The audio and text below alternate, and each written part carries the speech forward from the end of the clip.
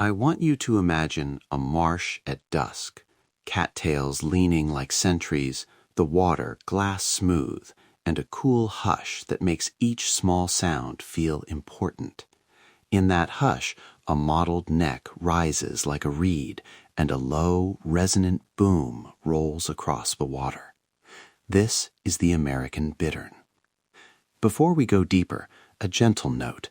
Do not enter reed beds, do not wade into nests, and never use playback or imitation to call birds in. Observe from boardwalks or a respectful distance. There's no need to disturb their hush. The American bittern, Botaris lentiginosus, is the marsh's camouflage-made flesh. You find it in shallow freshwater marshes and peat edges across much of North America, where dense stems of cattail and sedge make a patchwork of light and shadow. Think of the marsh as a layered room, hidden perches, soft mud, and water channels where this bird hunts and hides. Life begins here, tucked among stems. Bitterns place their nests low in the marsh, platforms of reeds and grasses that sit just above water, often well hidden. A clutch is modest, 3 to 5 eggs, incubated with patient steadiness. Both parents take turns. The marsh is a private, shared labor. Picture a parent crouched, feathers blending so completely with the reeds that for a moment you might think the marsh itself has shifted. Young bitterns hatch downy and quickly reliant, still awkward, still learning the marsh's grammar. They need intact reed structure and quiet water channels to grow. Their challenges are not dramatic stories of chase. They are the quieter losses: drained wetlands, seasonal disturbances, people straying off trails and crushing fragile nesting mats. But even here there is resilience. When marshes remain whole, bitterns find the micro-worlds they require. As adults, bitterns are masters of stillness. Their hunting is patience in action. Stand still or slow stalk, waiting for a frog, fish, or invertebrate to offer itself. Notice how their stripe and coloration break up their outline. Neck stretched, bill angled down like an arrow. There's a small humor to it if you like. This is nature's freeze button, but it's serious business for catching dinner and avoiding notice. And then there is the boom, the sound people travel to hear. Low, reverberant, almost like a small foghorn across a quiet pond. Bitterns produce this voice by inflating throat cavities, and the sound carries over water in a way that feels ancient. It marks territory and plays a role in mating, but it's also a sound that asks for restraint from us. Playback, however well-intentioned, can confuse and stress birds. So listen with care. Let the marsh speak on its own terms. The bittern's life is woven into the health of the marsh. Where water levels ebb and reed margins remain, bitterns persist. Where drainage, trampling, or invasive plants simplify the edge, bitterns fade. They are wetland indicators, quiet signs that a place still holds the complexity needed for many creatures. Their interactions are subtle.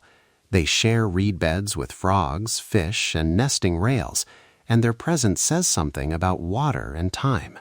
Now, if you're willing, let's take a moment to listen together.